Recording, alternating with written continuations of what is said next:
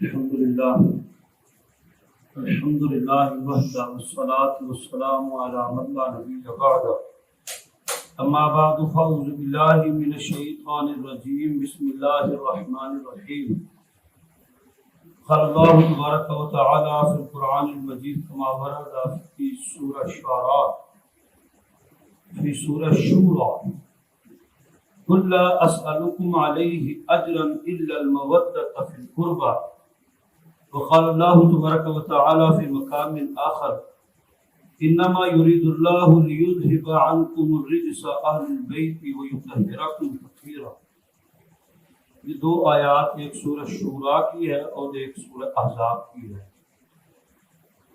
نبی اکرم صلی اللہ علیہ وسلم کے متعلقہ اللہ رب العالمین نے یہ بات کہی ہے قل لا اسألكم علیہ اجرا، کہ نبی اکرم صلی اللہ علیہ وسلم آپ ان کو اور پہلے مخاطب صحابہ اکرام اور اس کے بعد چلتے آتے آج ہم بھی اس آیت کے مخاطب ہیں کہ قل لا اسألكم علیہ اجرا، کہ اے نبی اکرم صلی اللہ علیہ وسلم آپ انہیں کہہ دیں کہ آپ نے جو اللہ کا اتنا بڑا پیغام اس قوم تک پہنچایا ہے، ان لوگوں کو ہدایت کی ایک راہ دکھائی ہے، اللہ کی کتاب سے لوگوں کو آشنا کیا ہے اور لوگوں کو تقوی، ایمان، اخلاص کا سبق پڑھایا ہے، اس کے بدلے میں آپ ان سے کوئی اجر نہیں چاہتے، الا المودۃ فی القربى، بس آپ انہیں کہہ دیں کہ میرے رشتہ داراں کا احترام کرنا ہے، میرے اہل بیت کا احترام کرنا ہے، اس سب کے بدلے میں تم سے صرف ایک ہی بات چاہتا ہوں، الا المودۃ فی القربى، میرے رشتہ داروں کے ساتھ مودت اختیار کرنی، محبت کرنی ہے، ان کے ساتھ نرمی کرنی ہے، ان کے ساتھ ادب کے ساتھ پیش آنا۔ یہ سورہ شورى کی آیت مبارکہ ہے کہ نبی صلی اللہ علیہ وسلم آپ نے جو اتنا بڑا پیغام ان تک پہنچایا ہے، ایک اور جگہ پر بھی یہ آیت مبارکہ آتی ہے اور اس میں سورہ یاسین کے اندر بھی، کہ جب اللہ رب العالمین نے تذکرہ کیا کہ ایک نبی کسی قوم کی طرف گیا اور انہوں نے اس نبی کو زمین پر رکھ کر اس کے پیٹ پر دوڑیں لگائیں، پاؤں مارے اور یہاں تک کہ اس کا پیٹ پھٹ گیا اور انتڑیاں باہر آ گئی، تو وہ یہ کہہ رہا تھا کہ میں تم تک اللہ کا پیغام پہنچاتا ہوں، اس کے بدلے میں تم سے کوئی اجر بھی نہیں چاہتا مگر یہ کہ میں صرف ڈرانے والا اور خوشخبری سنانے والا ہوں۔ تو رسول اللہ صلی اللہ علیہ وسلم کے لیے پھر آگے یہی بات بیان ہوئی، اللہ کے رسول صلی اللہ علیہ وسلم آپ بھی اللہ کا پیغام پہنچانے کے بدلے میں کوئی اجر تو نہیں چاہتے ان لوگوں سے، کوئی روپیہ پیسہ تو نہیں چاہتے ان لوگوں سے، بلکہ آپ تو صرف اس لیے بھیجے گئے ہیں کہ آپ بشیر ہیں اور نذیر ہیں، ڈرانے والے ہیں اور خوشخبری دینے والے ہیں۔ اور یہاں پر دوسری جگہ پر پھر اللہ نے ایک کنڈیشن لگائی ہے کہ میں تم تک اللہ کا پیغام پہنچاتا ہوں، اس کے بدلے میں صرف اپنے اہل بیت کی محبت چاہتا ہوں، ان کے ساتھ محبت کی جائے، ان کے ساتھ عقیدت، ان کے ساتھ تمام دنیا کائنات سے بڑھ کر محبت کی جائے، بلکہ محبت کا حق ادا کرنے کی کوشش کی جائے۔ یہ اللہ کے رسول صلی اللہ علیہ وسلم کی آل ہے، رسول اللہ صلی اللہ علیہ وسلم کی اولاد ہے، اللہ کے رسول صلی اللہ علیہ وسلم کے اہل بیت ہے، آپ کی بیویاں ہیں، آپ خود ہیں، پھر اس میں حضرت علی رضی اللہ تعالیٰ عنہ ہیں، مولا رسول اللہ صلی اللہ علیہ وسلم نے انہیں مولا کہا ہے کہ یہ علی مولا ہیں، یہ علی دوست ہے اہل ایمان کے، اور جس نے علی کو اپنا مولا سمجھا اللہ بھی اس کا مولا ہے، اور جس نے علی کو اپنا دشمن سمجھا تو جان لو اللہ اس کا دشمن ہے، اور جس نے علی سے محبت کی اللہ نے اس کے ساتھ محبت کی۔ پھر رسول اللہ صلی اللہ علیہ وسلم نے فرمایا علی کی محبت تو منافق اور مومن کو پرکھنے کا پیمانہ ہے، منافق اور مومن کے پرکھنے کا، اس کے دل کے حال کو جاننے کا جو پیمانہ ہے وہ علی رضی اللہ تعالیٰ عنہ کی محبت ہے۔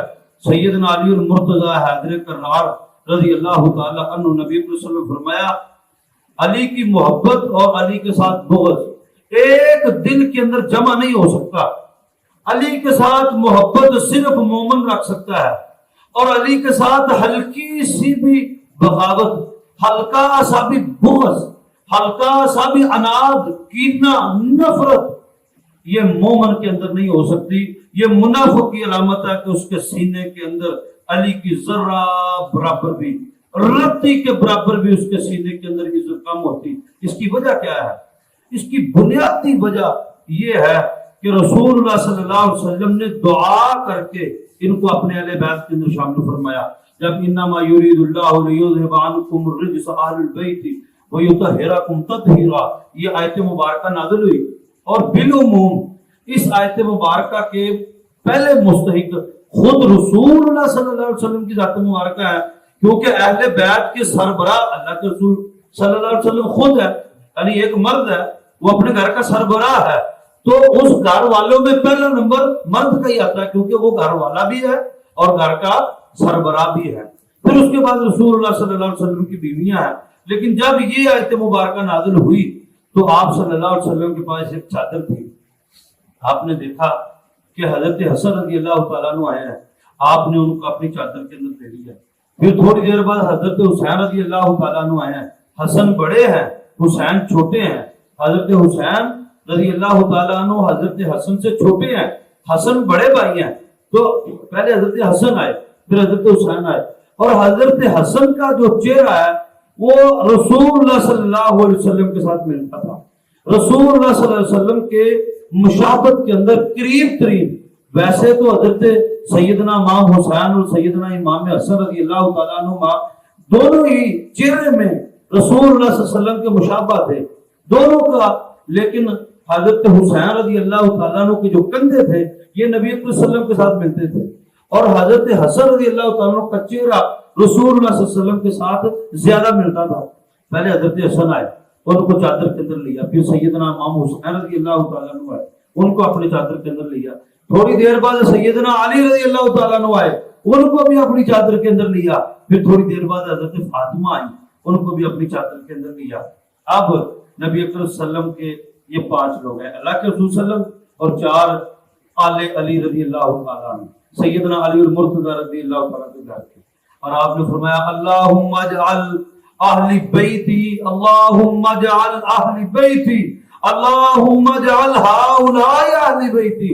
3 دفعہ نبی صلی اللہ علیہ وسلم نے دعا کی، اے اللہ تو ان کو بھی میرے اہل بیت کے اندر شامل فرما، تو ان کو بھی میرے اہل بیت کے اندر شامل فرما، اے اللہ تو ان کو بھی میرے اہل بیت کے اندر شامل فرما. پھر جب وہ آیت مبارکہ نازل ہوئی کہ نجران کی عیسائیوں نے نبی صلی اللہ علیہ وسلم کے ساتھ خط و خطابت میں ایک لمبا مناظرہ کیا، اس کے بعد بات فائنل کورٹ میں پہنچی کہ ان کی طرف سے یہ مطالبہ آیا کہ ہم آپ کے ساتھ مباہلہ کرنا چاہتے ہیں. مباہلہ یہ ہوتا ہے کہ آپ اپنے آپ کو یا اپنے ساتھیوں کو لے کر ایک میدان میں پہنچیں اور اسی میدان میں آپ کے مخالفین بھی آئیں گے. اب مباہلہ یہ ہوتا ہے کہ اللہ اگر ہم دونوں میں سے جو جھوٹا ہے اس کے اوپر اپنے عذاب کو، اپنی لعنت کو نازل کر دے، اور اسی وقت ہی ان کے اوپر عذاب آ جاتا ہے، اسی وقت ہی. اور ایسا ہوتا مباہلے کا یہی مطلب ہوتا ہے، کیونکہ دلائل ختم ہو گئے.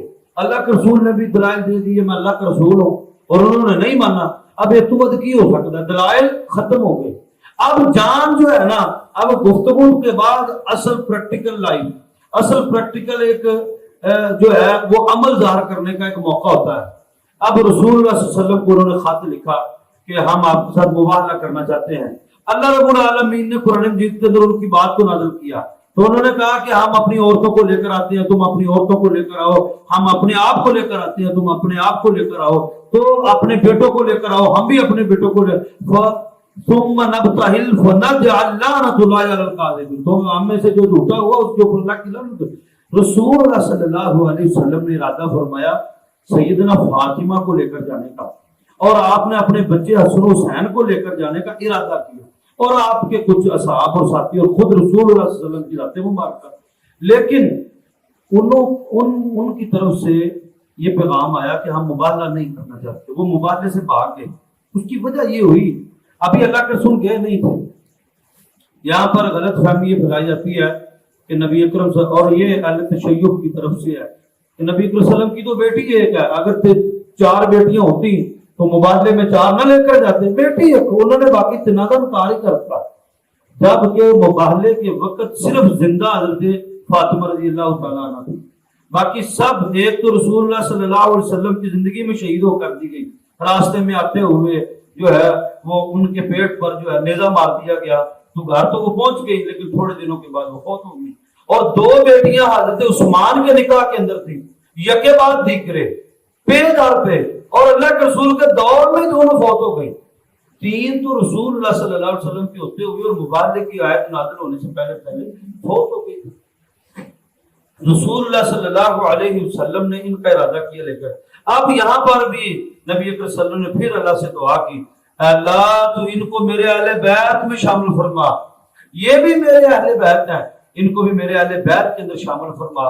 پھر نبی اکرم صلی اللہ علیہ وسلم نے حضرت فاطمہ رضی اللہ تعالی عنہ کے لیے ایک بات کہی. آپ نے فرمایا فاطمہ میرے جگر کا ٹکڑا ہے, جس نے فاطمہ کو تکلیف پہنچائی اس نے مجھے تکلیف پہنچائی, اور جس نے مجھے تکلیف پہنچائی اس نے اللہ کو تکلیف پہنچائی. اور جس نے فاطمہ کو خوش کیا, اور یہ بات اس وقت رسول اللہ صلی اللہ علیہ وسلم نے کہی جب حضرت فاطمہ روتی ہوئی نبی صلی اللہ علیہ وسلم کی گھر آئی, تو آ کر آپ نے فرمایا کہ کیا ہوا ہے. حضرت فاطمہ کہتے ہیں کہ علی ایک اور نکاح کرنا چاہتا ہے, اور وہ بھی ابو جہل کی بیٹی کے ساتھ, اکرمہ کی بہن کے ساتھ اور ابو جہل کی بیٹی کے ساتھ. اس پر نبی صلی اللہ علیہ وسلم نے فرمایا کہ علی, اللہ کے نبی کی بیٹی اور میری امت کے فرعون کی بیٹی ایک گھر میں اکٹھی نہیں ہو سکتی. ایک بندے دے نکاح دے وچ 2 عورتاں اور اس بیک تے اے نہیں ہو سکتا کہ ایک اس امت کا نبی کی بیٹی اور ایک اس امت کا فرعون اس کی بیٹی, یہ ایک بندے دے نکاح دے وچ اکٹھیاں نہیں ہو سکتی ہیں. اور جب تک میری زندگی, جب تک فاطمہ کی زندگی ہے, تم اس کو یہ اذیت نہ دینا. پھر آپ نے یہ بات ارشاد فرمائی کہ فاطمہ تو بضعۃ منی, فاطمہ میرے جگر کا ٹکڑا ہے, میرے دل کے انتہائی قریب ہے. کیونکہ حضرت فاطمہ رضی اللہ تعالیٰ عنہ نبی اکرم صلی اللہ علیہ وسلم کے معاملات میں زیادہ تر, کیونکہ یہ اکیلی رہ گئی تھی. اس سے پہلے نبی اکرم صلی اللہ علیہ وسلم نے سب بیٹیوں کی شادیاں کر دی تھی. 2 کی منگنیاں تو آپ نے نبوت ملنے سے پہلے کی ہوئی تھی ابو لہب کے پتروں کے ساتھ, وہ ان کی عمر زیادہ تھی, کیونکہ نبی اکرم صلی اللہ علیہ وسلم کی شادی 25 سال کی عمر میں ہوئی حضرت خدیجہ رضی اللہ تعالیٰ عنہ کے ساتھ, اور آپ کی ساری اولاد وہ حضرت خدیجہ رضی اللہ تعالیٰ عنہ سے تھی, اور ایک بیٹا ایک اور عورت سے تھا جو بعد کی بیوی, ورنہ باقی تمام اولاد اللہ رب العالمین نے صرف سیدہ خدیجہ رضی اللہ تعالیٰ عنہ میں سے ہی دی ہیں. اور سیدہ خدیجہ رضی اللہ تعالیٰ عنہ جو ہیں ان کی عمر اس وقت 40 سال تھی, نبی صلی اللہ علیہ وسلم کی عمر 25 سال تھی, اور آپ کو نبوت 40 سال کی عمر میں ملی. اس دوران تو بیٹیاں بڑی ہوئی, جوان ہوئی, اور بڑی بچیوں کی تو یوں شادیاں کر دی. تو یہ رہ گئی تھی باقی. انہوں نے نبی صلی اللہ علیہ وسلم کے ساتھ ایک لمبا وقت گزارا, یہاں تک کہ آپ صلی اللہ علیہ وسلم جب اس دنیا سے رخصت ہو رہے تھے, اپنے رب سے ملاقات کر رہے تھے, اس وقت بھی حضرت فاطمہ ہی تھی جو نبی اکرم صلی اللہ علیہ وسلم کے پاس تھی. تو نبی اکرم صلی اللہ علیہ وسلم نے حضرت فاطمہ کو روتے ہوئے دیکھا تو بلایا, تو کان کے اندر ایک بات کہی, پھر وہ رونے لگ گئی, اور دوسری کان کے اندر پھر ایک بات کہی تو وہ ہنسنے لگ گئی. بعد میں انہوں نے پوچھا کہ رسول اللہ صلی اللہ علیہ وسلم نے تمہارے کان میں کیا بات کہی ہے؟ تو حضرت فاطمہ کہتی ہیں کہ نبی اکرم صلی اللہ علیہ وسلم نے اپنے جانے کی مجھے اطلاع دی ہے کہ میں اس دنیا سے جدا ہو رہا ہوں. اس پر میں رونے لگ گئی کہ اللہ نے مجھے اختیار دیا ہے, چاہے میں دنیا میں رہ لوں, چاہے میں اپنے رب کے پاس آ جاؤں, تو میں نے اپنے رب کے پاس جانا پسند کیا. تو دوسرے کان میں بات یہ کہی نبی صلی اللہ علیہ وسلم نے کہ میرے بعد سب سے پہلے تم میرے ساتھ ملاقات کرو گی. تو میں مسکرا اٹھی, خوش ہو گئی. اور ٹھیک نبی صلی اللہ علیہ وسلم کی وفات کے 3 ماہ بعد یا 6 ماہ بعد, دونوں روایت آتی ہیں, حضرت فاطمہ رضی اللہ تعالیٰ عنہ کی موت ہو. تو نبی صلی اللہ علیہ وسلم کے خانوادے میں, آپ کے اہل بیت میں جو سب سے پہلے نبی صلی اللہ علیہ وسلم سے جا ملا وہ سیدہ فاطمہ رضی اللہ تعالیٰ عنہ. پھر نبی صلی اللہ علیہ وسلم نے فرمایا یہ حسن و حسین تو یہ تو جنت کے شہزادے ہیں, یہ جنت کے پھول ہیں, یہ جنت کے شہزادے ہیں, اور جنت کے نوجوانوں کے جو سردار ہوں گے وہ رسول اللہ صلی اللہ علیہ وسلم فرمایا سیدنا امام حسن اور حسین رضی اللہ تعالیٰ عنہ ہوں گے. پھر رسول اللہ صلی اللہ علیہ وسلم کو ایک بات پہنچی کہ فرات کے کنارے پر, اور یہ ایک لمبا وقفہ بنتا ہے, رسول اللہ صلی اللہ علیہ وسلم کو یہ بتایا گیا اور آپ کو جگہ دکھائی گئی کہ یہاں پر آپ کے نواسے کو شہید کر دیا جائے, یہاں پر سیدنا حسین رضی اللہ تعالیٰ عنہ کو شہید کر. آپ نے فرمایا اللہ نے مجھے وہ زمین گھما کر دکھائی ہے میں نے وہ میدان دیکھا ہے. تو پھر اللہ کے رسول صلی اللہ علیہ وسلم نے حضرت حسن رضی اللہ تعالیٰ عنہ کے بارے کے اندر بھی ایک بات کہی جو پوری ہوئی. دونوں باتیں کہی اور دونوں باتیں پوری ہوئی. ایک بات کہی کہ اللہ نے میرے حسن کے بیٹے کو سردار بنایا ہے, اس پوری امت کا سردار بنایا ہے, اور سرداروں کے فیصلے بہت بڑے ہوتے ہیں, سرداروں کے معاملات بہت بڑے ہوتے ہیں, اور سرداروں کا دل بہت بڑا ہوتا ہے, ان کا حوصلہ بہت بڑا ہوتا ہے. آپ نے فرمایا یہ میرا بیٹا سردار ہوگا اور دو مسلمانوں کے درمیان جنگ ہو رہی ہوگی تو اس میں صلح کا باعث بنے گا, امت کو جوڑنے کا باعث بنے گا. اور یہ شخص تھے سیدنا حسن, امام حسن رضی اللہ عنہ, جو حضرت امیر معاویہ اور ان کے درمیان حضرت علی کے بعد جو اختلاف پیدا ہوا ان کے درمیان صلح کا سب سے بڑا اگر کوئی کسی نے کردار ادا کیا وہ سیدنا حسن رضی اللہ تعالیٰ نے اس کا کردار ادا کیا. اس کے آگے بھی اہل بیت کی بڑی عظمت ہے. انشاءاللہ العزیز اگلے 2-3 دن انشاءاللہ اہل بیت کی عظمت, مقام اور شان آپ کے سامنے رکھتے رہیں گے. اللہ رب العالمین توفیق عطا فرمائے. آخر دعوانا الحمدللہ.